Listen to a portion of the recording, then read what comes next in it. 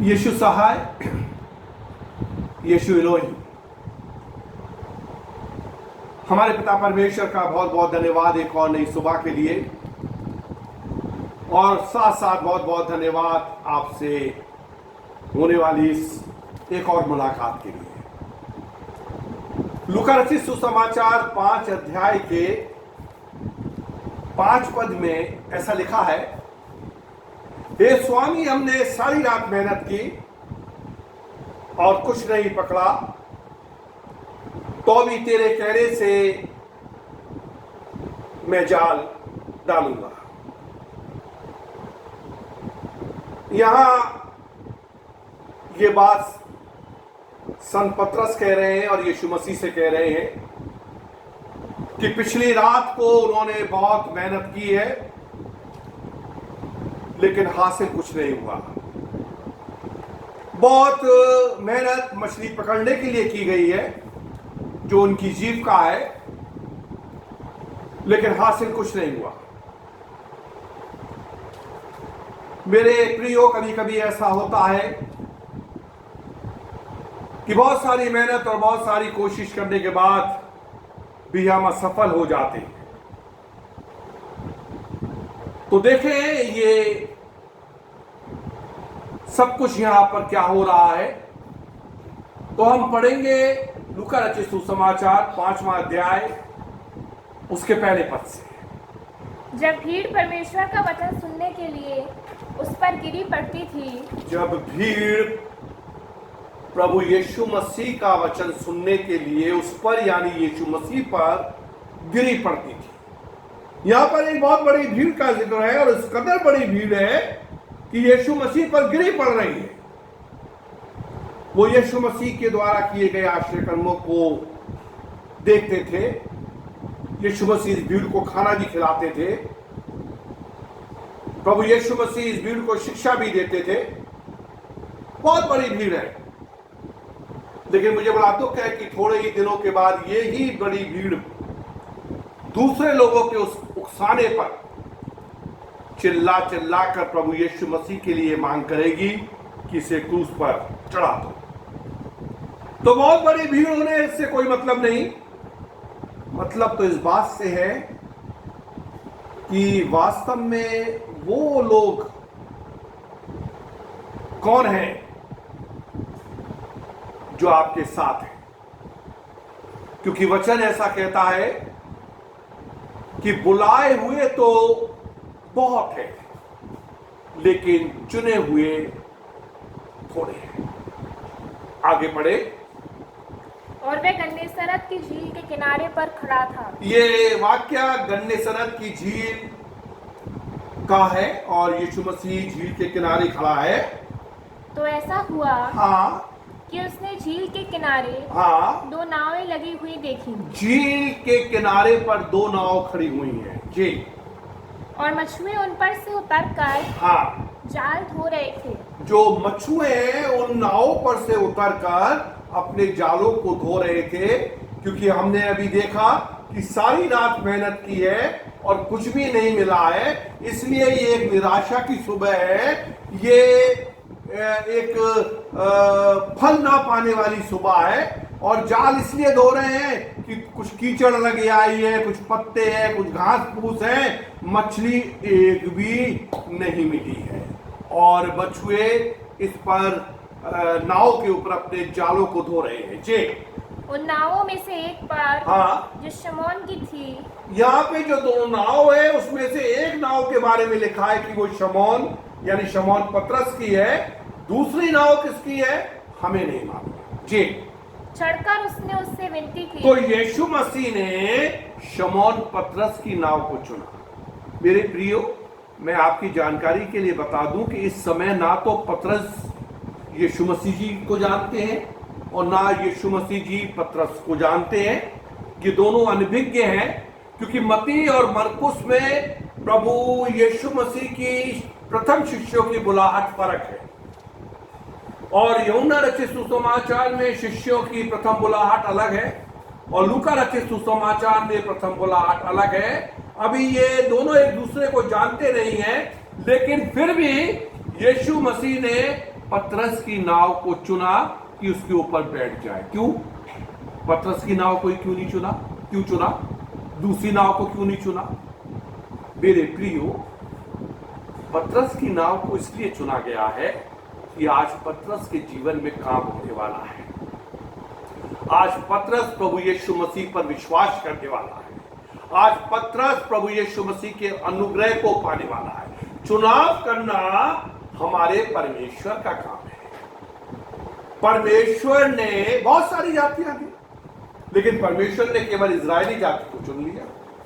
उस इजरायली जाति के अंदर 12 ट्राइब्स थे, कबीले थे, लेकिन परमेश्वर ने अपनी निज सेवा के लिए लेवी के गोत्र को ही चुन लिया। उस इजराइल देश के अंदर बहुत सारे अच्छे अच्छे जगह थे, लेकिन परमेश्वर ने पवित्र नगर के लिए यरूशलेम को चुना। तो चुनाव करना परमेश्वर का काम है। और हमारे प्रभु यीशु मसीह भी ये कहते हैं कि तुमने मुझे नहीं चुना, बल्कि मैंने तुम्हें चुना। तो प्रभु यीशु मसीह दूसरी नाव पे भी बैठ सकते थे, जिसके बारे में हमें पता नहीं कि वो किसकी है, लेकिन उन्होंने संत पतरस की नाव को चुना और उस नाव के ऊपर बैठ गए। तो मेरे अजीजों, मैं ऐसा सोच रहा हूं आज की सुबह में कि हम जब ये कहते हैं कि प्रभु यीशु मसीह हमारे हृदय में आइए, प्रभु यीशु मसीह हमारे जीवन के अंदर आइए, प्रभु यीशु मसीह हम चाहते हैं कि आप हमारे अंदर आए और हमारे अंदर वास करें, लेकिन उससे पहले हमें ये कहना चाहिए कि प्रभु यीशु मसीह जी, इस इतनी बड़ी भीड़ भाड़ में से आप हमको चुन लीजिए। क्योंकि मेरे अजीजों, चुनना प्रभु यीशु मसीह का कार्य है। और अगर प्रभु यीशु मसीह चुन लेगा तो निश्चित रूप से हमको आशीष भी देगा, हमको अनुग्रह भी देगा और हमको उद्धार भी देगा। पौलुस प्रेरित का चुनाव बड़ी अद्भुत रीति से हुआ। पौलुस तो कलीसिया को सताता था, वो तो घरों में घुस घुस के लोगों को घसीट घसीट के लाके उनको पिटवाता था, जेल में बंद करता था। संत स्तुफनुस का जिस समय पथरवाह करके उसको वो शहीद हुआ, वहां पे साफ लिखा है कि संत पौलुस उसके पद में सहमत था। दमिश्क में जब प्रभु यीशु मसीह ने उसको दर्शन दिया, तब भी वो वहां पर मसीहों को ताड़ना दिलाने के लिए गया था, लेकिन फिर भी उसको चुना गया। और जब हन्ना से ये कहा गया कि उसके सिर के ऊपर हाथ रखे ताकि वो फिर से देखने लगे, तो हन्ना ने यीशु मसीह को करेक्ट करने की कोशिश करी कि अरे यीशु मसीह, वो तो बड़ा गलत आदमी है जिसके लिए तू प्रार्थना करने के लिए कह रहा है। तो मेरे अजीज हो, यीशु मसीह ने कहा नहीं, जो मैं कह रहा हूं वो तुम करो, क्योंकि उसको अब मेरे नाम के लिए तो उठाना पड़ेगा। तो चुना जाना बहुत बड़ी बात है और हमारी ये प्रार्थना होनी चाहिए कि हे प्रभु यीशु मसीह जी, आप अपने कार के लिए मुझे चुन लीजिए। तो यीशु मसीह ने पतरस की कार को चुना। हम ये कह सकते हैं, प्रभु क्या वो नाव आज हम हो सकते हैं जिसमें आप बैठें? क्या वो नाव हम हो सकते हैं जिसमें आप बैठकर आज प्रचार कार्य को करें? और सचमुच में अगर हम ऐसा कहते हैं और वास्तव में अगर प्रभु यीशु मसीह हमें अपने कार्य के लिए चुनते हैं, तो हम बहुत बड़ी आशीष को पाने जा रहे हैं। जी। उसने उससे विनती की जी कि किनारे से थोड़ा हटा ले चले। अब यीशु मसीह जी संत पतरस की नाव के ऊपर बैठ गए और बैठकर सबसे पहले उन्होंने ये विनती करी कि नाव को किनारे पर से हटा ले चले। थोड़ा समझना मेरी बात को। पहली बात, यीशु मसीह चुनाव के बाद क्या कहते हैं कि किनारे से हट जाओ। किनारा कौन सा? देखिए, ये जो बाइबल है ना, ये बाइबल किनारा है, ठीक है ना। और ये जो है ये सूखी भूमि है और यहां से गंदे सरहद की झील शुरू हो रही है, यानी ये किनारा है, इधर सूखी भूमि है, इधर गंदे सरहद की झील है। इस किनारे के पास नाव खड़ी है, और यीशु मसीह नाव पे बैठ गए। अब वो ये कह रहे हैं कि इस नाव को किनारे पे से क्या कर लो, हटा लो। कहाँ की ओर हटा लो? इस झील की तरफ को हटा लो।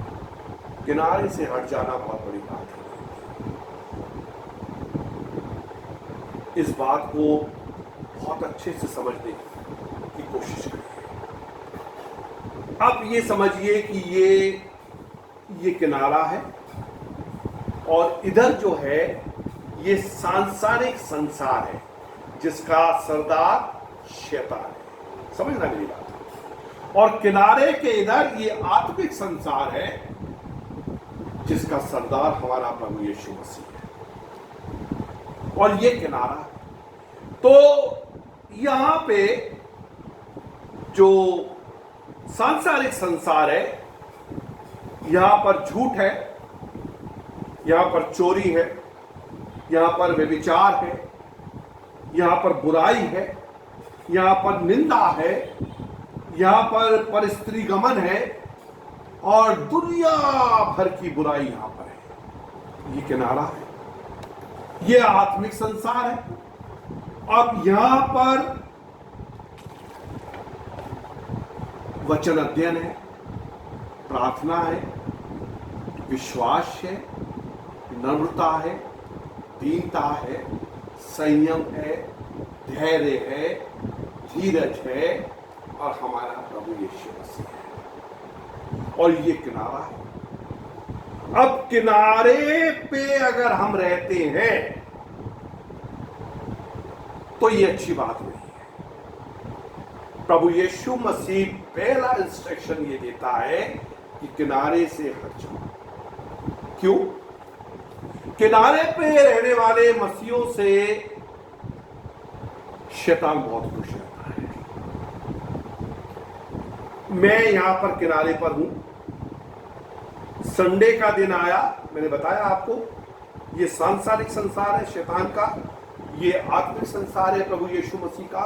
मैं किनारे पर हूं, ये मैं हूं। जैसे ही इतवार आया, मैं किनारे से आत्मिक संसार में आ गया, चर्च गया, आराधना किया और चर्च भी अच्छे मन से जाइए, है ना। यहाँ गया मैं चर्च, और जैसे ही चर्च खत्म हुआ मैं दोबारा किनारे पे आ गया। और जैसे ही मंगलवार आया, मैं यहां सांसारिक संसार में चला गया और मैंने व्यभिचार किया या मैंने चोरी करी और फिर मैं किनारे पे आ गया। उसके बाद एक दो दिन के बाद मेरे मन में आया कि चलो आज बाइबल पढ़ लें और प्रार्थना कर लें। मैं फिर आत्मिक संसार में आ गया किनारे से, और उसके बाद मैं फिर किनारे पे आ गया। और एक दिन के बाद मेरे मित्र के यहाँ कोई शादी थी और मैं किनारे से फिर सांसारिक संसार में आ गया और मैंने यहाँ पे आकर शराब पी और गाना गाया, रंबा हो हो। और उसके बाद मैं फिर किनारे पे आ गया। यानी मैं किनारे से जब चाहता हूं तो यहां आ जाता हूं सांसारिक संसार में शैतान के पास, और जब मैं चाहता हूं मैं यहां आने की कोशिश करता हूं प्रभु यीशु मसीह के पास। मेरा जीवन डावाडोल स्थिति के अंदर है। मैं किनारे पर हूं, कभी इधर हूं, कभी इधर। मेरे प्रियो, मैंने देखा कि एक लड़का अपनी शादी की बात करने के लिए एक आदमी के पास गया और वो दोनों बिल्कुल अगल बगल में रहते थे। उस लड़के ने कहा कि जी मेरी शादी अपनी लड़की से कर दीजिए। देखिए, सबसे बड़ा फायदा तो ये कि हमारे दोनों के घर बगल बगल में। उसने ऐसा कहा कि कभी लड़की फुदक के मायके में तो कभी लड़की फुदक के ससुराल में, कभी लड़की फुदक के मायके में तो कभी लड़की फुदक के ससुराल में। कोई दिक्कत नहीं होगी ना मेरे अजीजों। ये लड़की का शादी के बाद बार बार फुदक फुदक कर अपने मायके में पहुंचना कभी कभी बड़ी गंभीर समस्या पैदा कर देता है। तो किनारे से क्या करना है? हट जाना है। प्रकाशित वाक्य की पुस्तक उसके 3 अध्याय के 15 और 16 पद में क्या लिखा? उसमें लिखा है कि तू ना तो गर्म है और ना तू ठंडा है। अगर तू गर्म होता तो अच्छा होता, या तू बिल्कुल ठंडा होता तो बहुत अच्छा होता। तू गुनगुना है, क्या है? गुनगुना है। इसलिए मैं, प्रभु यीशु मसीह कह रहे हैं, इसलिए मैं तुझे अपने मुंह से उगलने पर।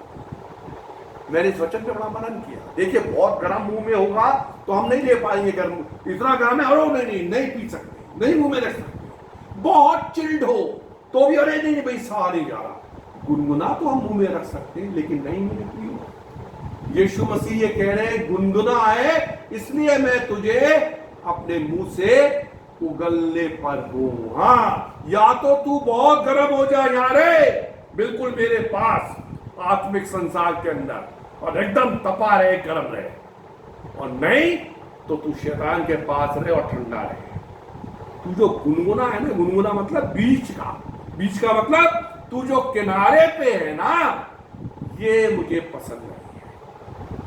आप क्या सोचते हैं, अगर आप 1 घंटे चर्च चले जाते हैं तो ये शैतान कुछ परेशान हो जाता है आपके चर्च जाने से? ना, बिल्कुल भी नहीं। 1 हफ्ते के अंदर 168 आवर्स है, और अगर आप 1 घंटे के लिए चर्च चले गए और 1 महीने में 4 संडे हुए तो 4 संडे तो हटा दो उन 4 घंटों को, उससे शैतान को कोई फर्क नहीं पड़ता, उससे शैतान को कोई फर्क नहीं पड़ता। क्यों? क्योंकि वो कहता है कि अगर तुम 1 घंटे के लिए चर्च जा रहे हो तो कोई बात नहीं, चले जाओ, बाद में आओ, आके तो मेरे साथ ही रहोगे। जिस समय आप चर्च जाते हो तो शैतान आपके साथ साथ जाता है और दरवाजे पे खड़ा होकर आपका लौटने का इंतजार करता है। कभी कभी तो आपके बगल में बैठ जाता है, कभी कभी तो आपके मन के अंदर भी बैठा रहता है।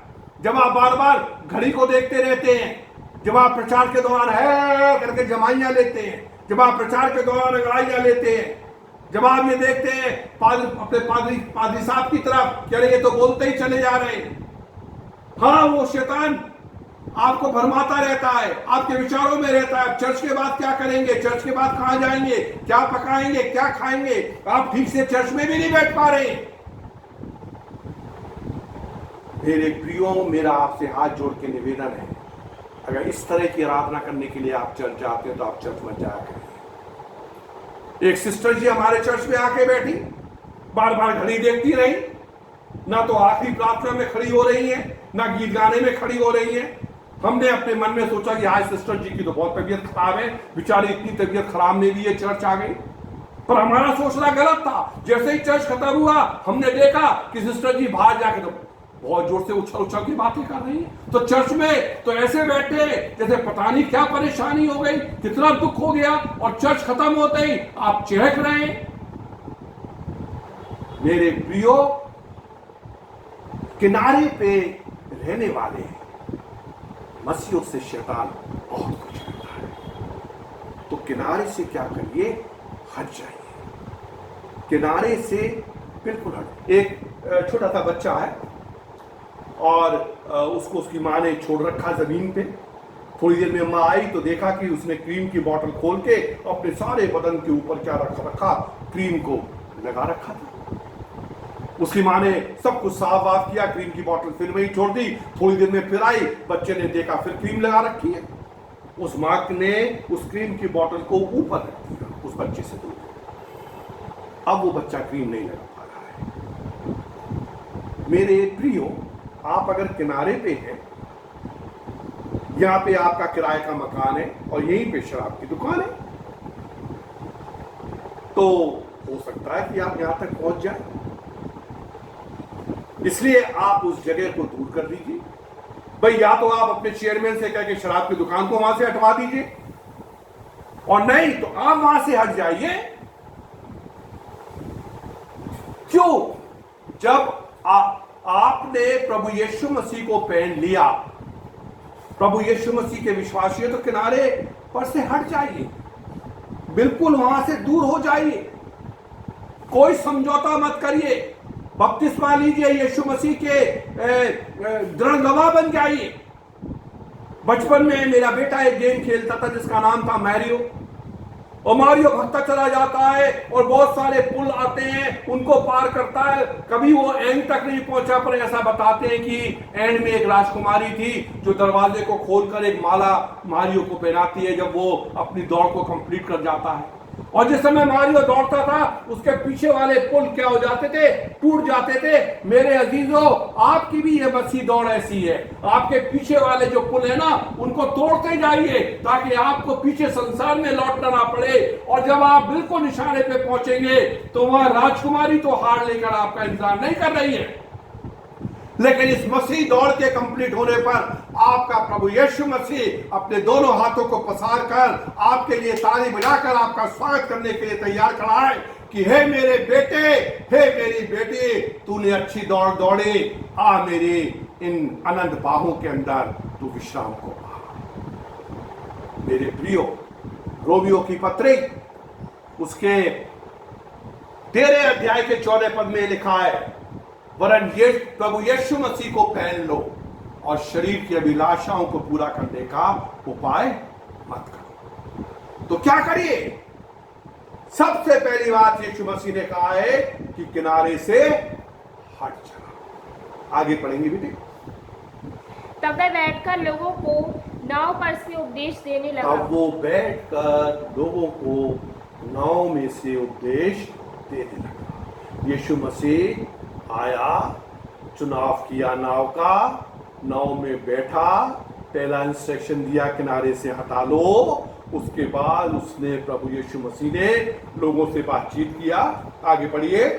जब वह बातें कर चुका हाँ तो जी। शमौन से कहा, हाँ जी। गहरे में ले चल। शमौन से कहा, कहाँ ले चल? गहरे में। हाँ। ये किनारा बताया मैंने आपको, ये सूखी भूमि बताई मैंने आपको, ये गन्ने सरत की झील बताई मैंने। किनारे से हटाने के बाद अब यीशु मसीह कह रहा है कि झील के कहाँ ले चल? गहरे में ले चल। कहाँ ले चल?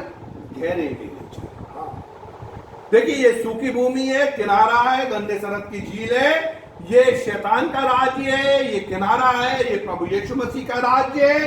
अब यीशु मसीह का इंस्ट्रक्शन नेक्स्ट ये, गहरे में ले चल, गहरे में जाइए। प्रभु यीशु मसीह ने आपको चुन लिया, हाँ, आपको इस्तेमाल किया, आपसे कहा किनारे से हट जाइए, और आप जब किनारे से हट गए तो अब यीशु मसीह कहता है कि कहां चलो? गहरे में चलो। ईश्वरीय शक्ति की गहराई में, परमेश्वर की विश्वास योग्यता की गहराई में, प्रभु यीशु मसीह के असीमित प्रेम की गहराई में और पवित्र आत्मा की सामर्थ की गहराई में चलो। ये यीशु मसीह कह रहा है, चलो गहरे में चलो। हाँ, आज की सुबह यीशु मसीह आपको किनारे से हटाकर गहराई में ले जाने के लिए बात करता है। पढ़ो बेटा। और मछलियां पकड़ने के लिए हाँ, अपने जाल डालो। Now this is the right time, this is the right place. Now you throw your nets. अब आप सही जगह पे आ गए हैं, अब समय बिल्कुल ठीक है, और अब तुम अपने जालों को क्या करो? फेंको। अब डालो जालों को। जी आगे बढ़िए। शमौन ने उसको उत्तर दिया, जी, हे स्वामी, अरे स्वामी, हमने सारी रात मेहनत की हमने सारी रात मेहनत की और कुछ ना पकड़ा। और इल्ले, सारी रात मेहनत करी और कुछ ना पकड़ा। रात में मेहनत करी।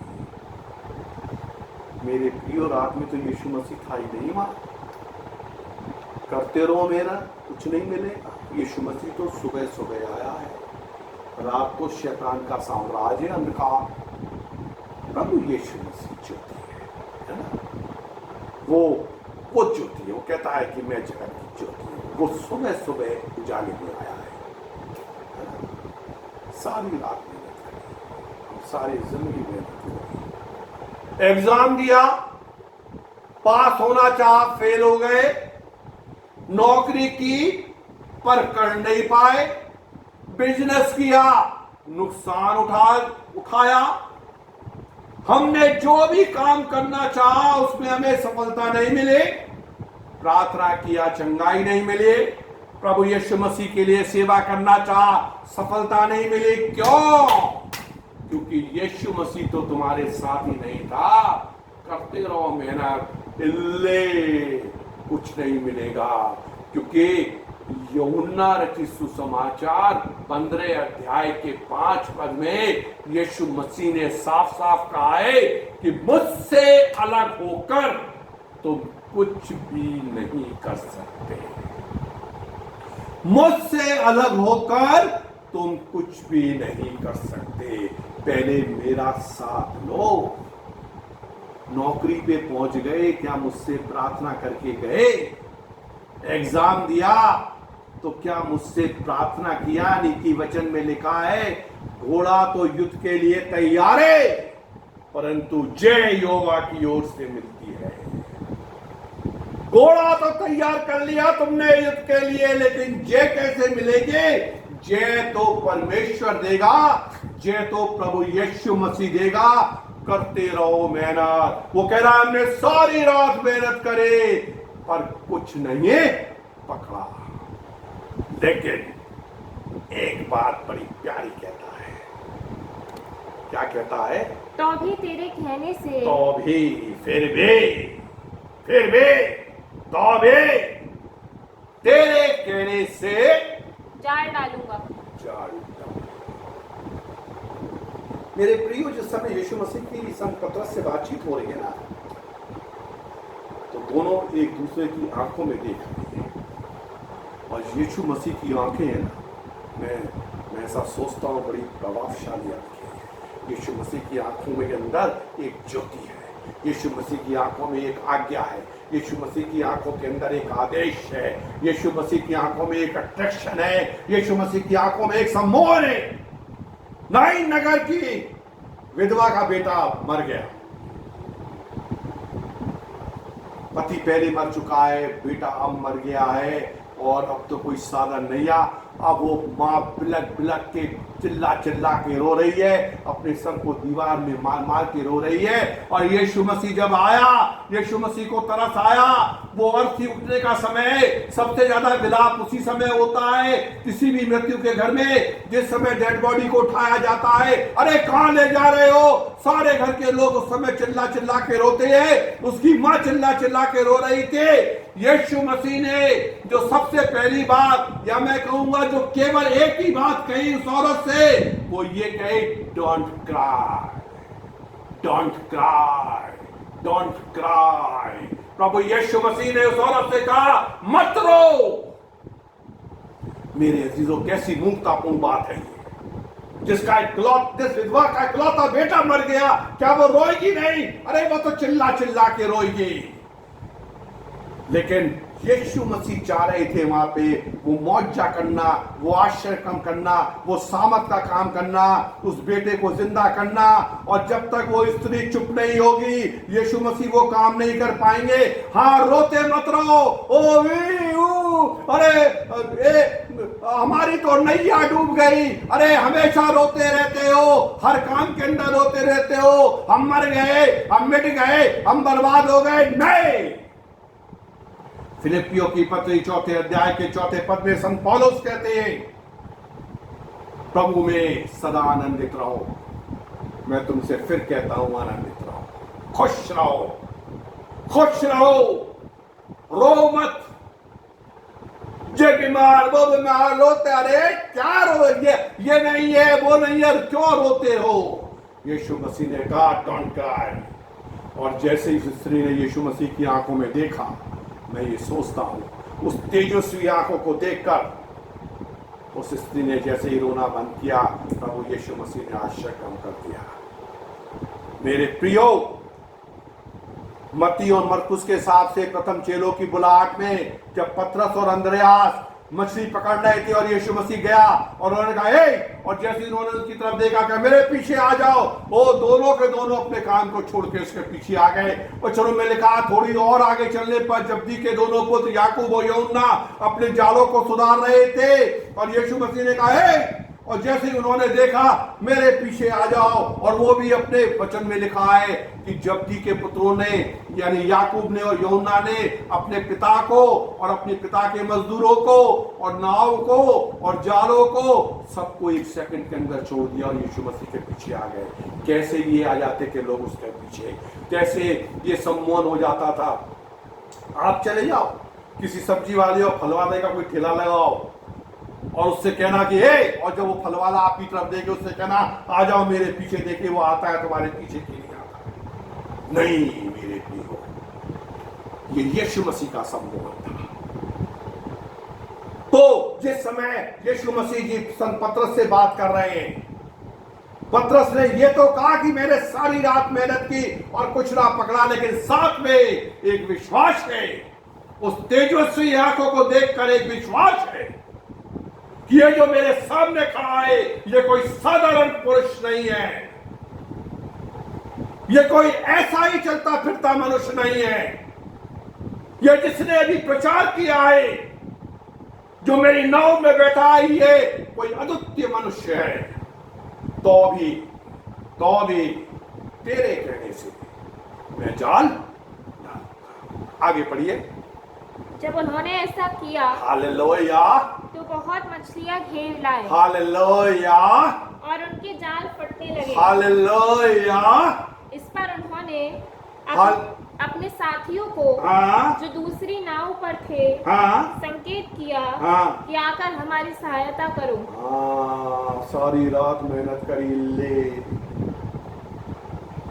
लेकिन जब किनारे से हटे, गहरे में गए, यीशु मसीह की बातों को सुना, और जब यीशु मसीह ने कहा कि अब जाल डालो तो डाला। वचन कह रहा है कि इतनी मछलियां पकड़ ली, इतने कि उनके क्या हो गए, जाल फटने लगे। जाल के अंदर मछलियों का इतना वजन हो गया कि जाल फटने लगे। और सीमित आशीषें, ऐसी आशीषें जो संभले नहीं संभल नहीं थे, उन लोगों को मिल गई।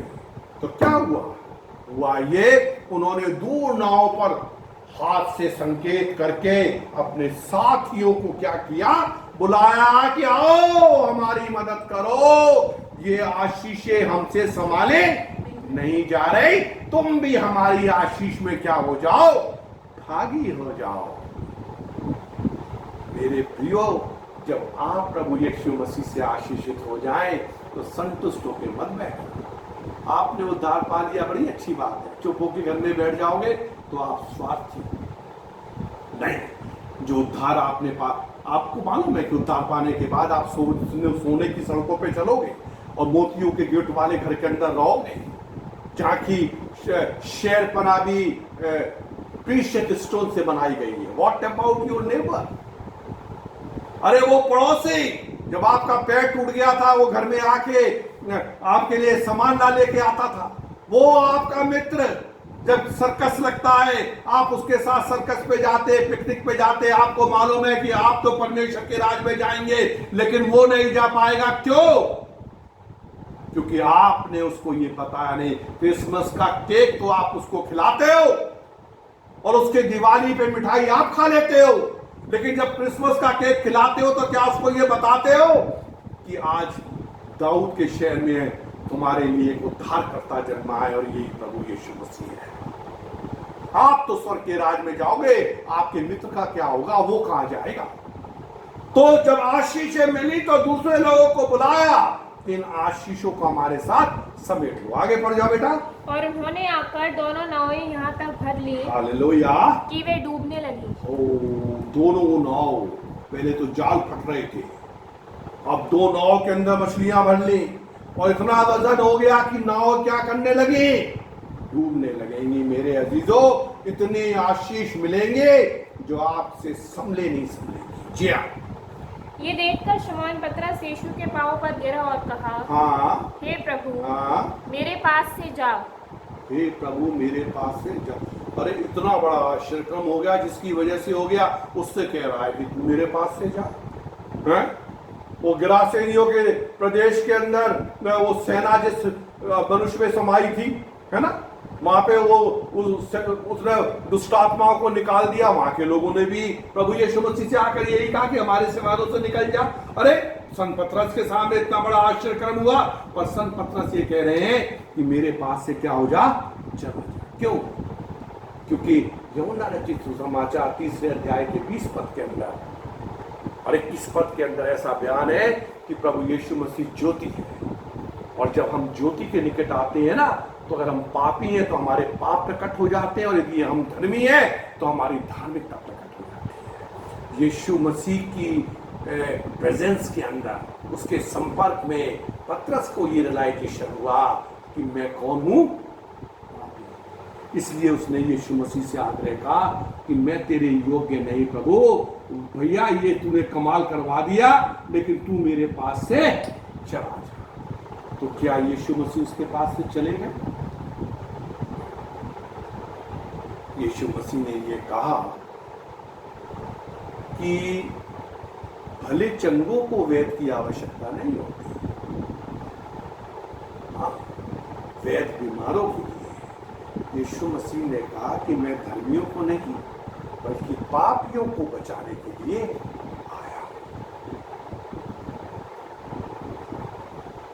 तो यीशु मसीह ने पतरस से कहा कि तू पापी है, तभी तो मैं आया हूं, क्यों चिंता कर रहा है? नहीं, मैं नहीं जाने वाला, मैं तेरे ही लिए तो बच्चा आया हूं। आगे पढ़िए। क्योंकि मैं पापी मनुष्य हूँ जी। क्योंकि इतनी मछलियों के पकड़े जाने से उसे और उसके साथियों को बहुत अचंभा हुआ। जी। और वैसे ही जब्दी के पुत्र याकूब और यूहन्ना को भी, जो शमौन के सहभागी थे, अचंभा हुआ। जी। तब यीशु ने शमौन से कहा, मत डर, अब से तू मनुष्य को जीवता पकड़ा करेगा। मैं तो तुझे मनुष्यों को पकड़वाऊंगा, मछलियां छोड़ दे, अब मनुष्यों को पकड़ा करेगा। जी। और वे नाव को किनारे पर ले आए और सब कुछ छोड़कर उसके पीछे हो लिए। सब कुछ छोड़कर उसके, अरे यार, अभी तो कह रहा था सारी रात मेहनत करी और कुछ नहीं पकड़ा, अब 2 नाव भर के मछलियां मिली हैं, लेकिन क्या कर दिया? क्या लिखा वचन में कि उसको छोड़ दिया और वे सब कुछ छोड़कर उसके पीछे। हाँ, मछलियां छोड़ दी, नाव छोड़ दी। क्यों?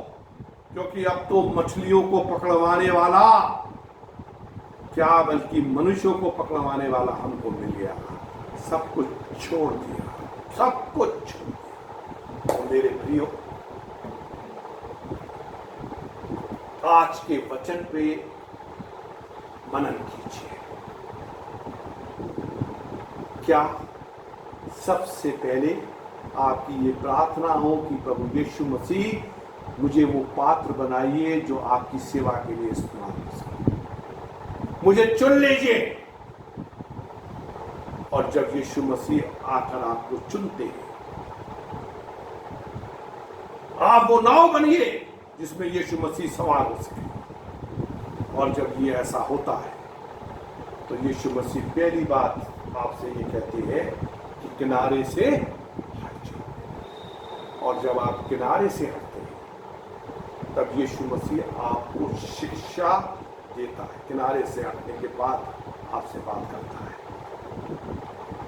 और जब वो आपसे बात करता है और उसके बाद आपको नेक्स्ट इंस्ट्रक्शन ये देता है कि आप गहरे में चलो। और जब आप गहरे में जाते हैं, आत्मिक संसार की गहराई होती है, प्रभु यीशु मसीह कैसे प्रेम की गहराई में, पवित्र आत्मा की संगत की गहराई में, ईश्वरीय शक्ति की गहराई में, परमेश्वर की विश्वासता की गहराई में, तब यीशु मसीह कहता है, अब अपने जालों को अब कोशिश करो। और जब आप कोशिश करते हैं तो आप सफल होते हैं, और इतने सफल होते हैं कि प्रभु आपको आशीषों से लबरेज कर देता है, भर देता है। उन आशीषों से खुद संतुष्ट होकर मत बैठिए, बल्कि उन आशीषों को दूसरों के साथ बांटिए, शेयर करिए, बताइए कि मैंने प्रभु की बात सुना और मुझको ये मिला। अगर मुझको ये मिल सकता है तो ये तुमको भी मिल सकता है। और अपनी आशीषों में दूसरों को सम्मिलित करिए। और जब आप ऐसा करते हैं तो आप परमेश्वर की अगुवाई भी करते हैं। फिर वही बात मत्ती 6:33 में लिखी है कि सबसे पहले धन और राज की खोज करो, तब ये सब वस्तुएं तुम्हें मिल जाएंगी। राशन खत्म हो गया, खाना खत्म हो गया, सब कुछ खत्म हो गया, यही तो चिल्लाते रहते, तू दे दे, तू दे दे, तू दे दे ना, उस चीज से मांगे। आपकी प्रार्थना आज ये हो कि प्रभु मुझको चुन लीजिए, मुझे अपना पात्र बना दीजिए। बाकी बातें जो प्रभु आपसे कहना चाहे उसको सुनते जाइए और उसके अनुरूप करते जाइए। आपका दिन आशीषित हो, आप आशीषित हो और परमेश्वर के प्रेम में और परमेश्वर के अनुग्रह के अंदर बढ़ते चले जाए। प्रभु सचमुच में आपको बहुत सारी आशीष दें। जय मसीह।